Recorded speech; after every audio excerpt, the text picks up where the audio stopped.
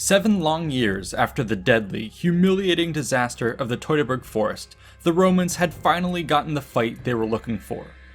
A straight-up, face-to-face match on a fair field before fair gods. In this bloody contest, both sides had traded heavy blows, but it was the Germanic tribes which ultimately took the fall. Yet even still, they were not knocked out and would not tap out. As the Romans cheered, the coalition of Arminius summoned the last of their strength for one final stand. This would be the climax of the Germanic Wars.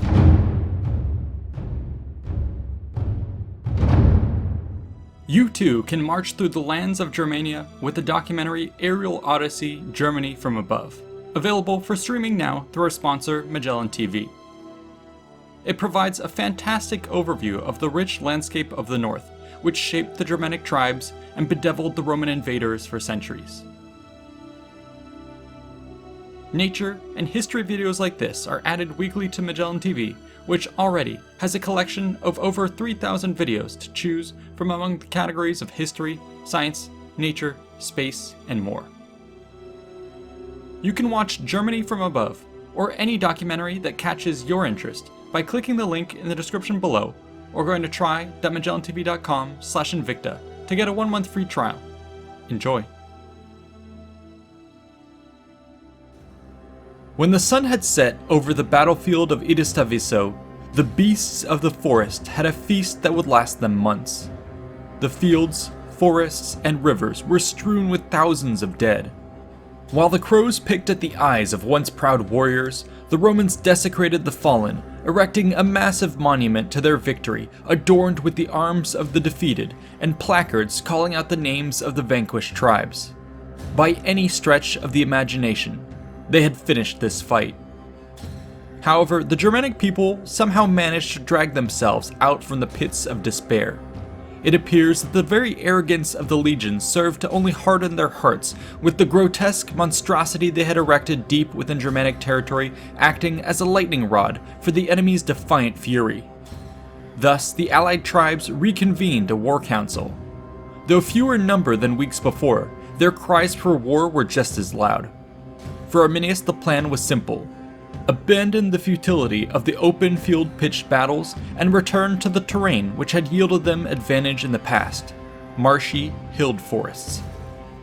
With renewed purpose, the Germans retreated north along the Weser River, regrouping as they went until they found a place that was appropriate to their needs.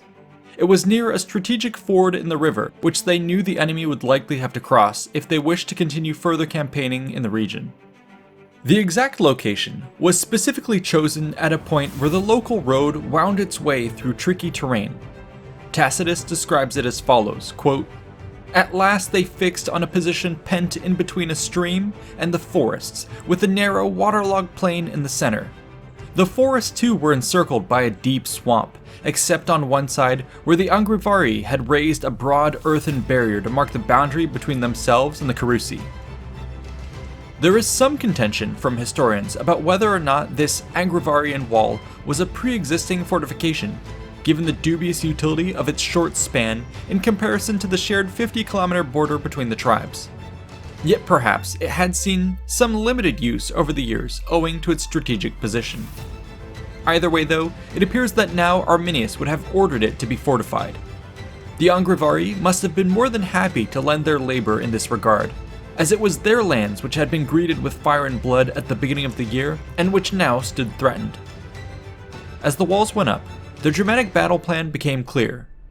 Force the Romans to come to them across the bog and palisade, hold the flanks using the terrain, and once the moment is right, unleash an ambush on committed troops, rounding them with nowhere to go. Unfortunately, such schemes were quite evident to the Roman scouts who had shadowed the Germanic force. These exploratories kept close tabs on the construction works and the numbers of the tribes which were amassing. This was all communicated back to Germanicus. The commander had at his disposal more cavalry than the enemy and could have easily chosen to steer clear of the obvious choke point, raiding the enemy rear lines until they were forced to abandon the position. However, he smelled blood in the water and saw the concentration of enemy forces as a unique opportunity to end things once and for all. No marsh or wall could stop the Roman juggernaut, no matter the casualties incurred. This was the way. Germanic scouts soon reported that the Romans were coming. Arminius and his men quickly finished the last of their works and braced themselves for the impending fight. The bulk of these forces were likely arrayed across the width of the wall, with substantial numbers of cavalry, light troops, and reserve warbands occupying the heights on the eastern flank. The Romans meanwhile approached in four main groups. The first consisted of 4 legions under the command of Tiberius. These would be the bull that charged straight at the wall in a full-on frontal assault meant to occupy the enemy. The second, composed of the Praetorian cohorts and commanded by Germanicus himself, would advance at their side, seeking out another breaching point once fighting was underway. The third included all of the Roman slingers, archers, bolt throwers, stone throwers, and catapults, and was meant to provide close fire support. The last group consisted of the 4 remaining legions and the cavalry, which were to be held in reserve.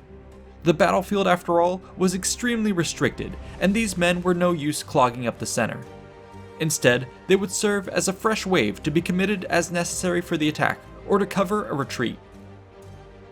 Battle must have begun with the twang of the Roman artillery teams firing at extreme range.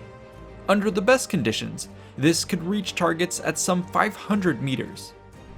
The first volleys likely fell far from their mark, giving the Germans some comfort in their defenses and perhaps inviting the bravest among them to clamber atop the barricades to jeer at the enemy. However, the following barrages would have quickly been calibrated, crunching into the woodworks and perhaps impaling the most exposed of the defenders. Josephus would later write of the sickening impact such projectiles could have on the human body, reportedly sending heads and limbs flying across the battlefield. Next came the 4 legions of the assault force. Those of the left advanced through the worst of the marshy ground, breaking up and slowing their formation, while those on the right advanced more quickly. As these both approached the earthworks, trumpets were sounded for the charge. However, they were met by an eruption of shouts from the battlements and a torrent of projectiles which had been stockpiled for the occasion. These barrages and the high ground blows of the defenders wreaked havoc on the lines. Here and there, brave centurions with knots of soldiers broke through, but by and large, they struggled to crest the fortifications. Germanicus apparently realized the dangers of pressing on and ordered the legions to pull back momentarily. That he was seemingly able to do so from such a committed position speaks volumes of the discipline of the Roman army. Now, with a bit of breathing room, the ranged units could be brought even closer and safely fire upon the enemy. Tacitus states, quote, "Spears were hurled from the engines, and the more conspicuous were the defenders of the position, the more the wounds with which they were driven from it." Thus suppressed, the outnumbered and outgunned defenders could do little more than hunker in place. This now allowed the Roman infantry to recommence their assault up the center, while Germanicus led the Praetorians up the right flank. These elites quickly overwhelmed the fortifications in that sector before plunging into the wooded heights in an attempt to root out and envelop the enemy. All across the front, the battle raged fiercely as the tribes committed everything they had to holding the line. Not an inch of blood-soaked ground would be given without a fight. For the Romans, the stubborn resolve of the defenders sorely disappointed those who had expected a swift repeat of Idistaviso. By comparison, this was a battle that would see the Romans plunged into the meat grinder. Germanicus himself was even forced to commit to the fighting in the front lines to shore up the morale of the assault. Arminius, meanwhile, still wounded from the prior battle, was unable to get as close to the action, but nonetheless urged on the defenders. Tacitus describes the situation, saying that both sides in that place had hope only in their bravery, salvation only in victory. Yet as morning turned to afternoon and the sun began to set, the Germanic tribes still stood strong. This was deeply troubling to the Roman commander. It would be impossible to fight at night, and if the enemy still held the fortifications, then they would be in a perfect position to sally out and destroy the legions, who might very well panic should victory continue to elude them. He therefore sent an urgent message back to the legions in the rear for them to begin the construction of a camp. Was this really happening? Was Germanicus truly about to be bled out into a draw? Would the rest of Germania rise up in the aftermath? Would they wipe out the entirety of the Roman presence east of the Rhine? Would this be a Teutoburg 2.0? These dark thoughts began to infiltrate the minds of the Romans. Finally, however, as a result of some unrecorded incident, a crack finally formed in the Germanic dam. All at once it broke, the legions now bursting through the exhausted lines of the defenders as an unstoppable tide. All before it were swept aside, and the last of the Germanic tribes now fled en masse. Some pursuit was given by the cavalry, but this reportedly yielded little result. The bulk of the Roman army was in no state to follow and pulled back to their new camp. The next day, these claimed dominion over the battlefield, collecting their dead while despoiling those of the enemy. Once again, Germanicus used these spoils to erect another massive trophy. This one was adorned with the following inscription, quote, "The army of Tiberius Caesar, after thoroughly conquering the nations between the Rhine and the Elbe, has dedicated this monument to Mars, Jupiter, and Augustus." Eager to keep up the pressure, Germanicus next sent Stertinius with a picked force to crush the nearby tribe of the Angrivari for the second time this year. However, on this occasion, the tribesmen showed none of their usual resistance. They knelt immediately, and, as Tacitus smugly comments, quote, "As suppliants, by refusing nothing, they obtained a full pardon." It seems that likewise all tribes west of the Weser quickly followed suit, while many to its east began similar talks. Arminius, however, and several key chiefs of the resistance fled beyond the clutches of Rome rather than submit. Yet with all this, by now the strain of Rome's logistics was becoming increasingly noticeable. Much of the army was therefore marched back to the Ems to rejoin the fleet. Huge numbers of troops and supplies were boarded and began to sail downstream, while those who could not fit followed closely along the banks. This must have been a journey of extremely high spirits. Unfortunately, however, once the ships made their way across the North Sea, disaster befell them. Once again, another massive storm crashed upon the fleet. Those not dashed upon the shores were cast in all directions, some reportedly being washed as far away as the shores of Britain, while others were stranded on distant islands where they starved to death.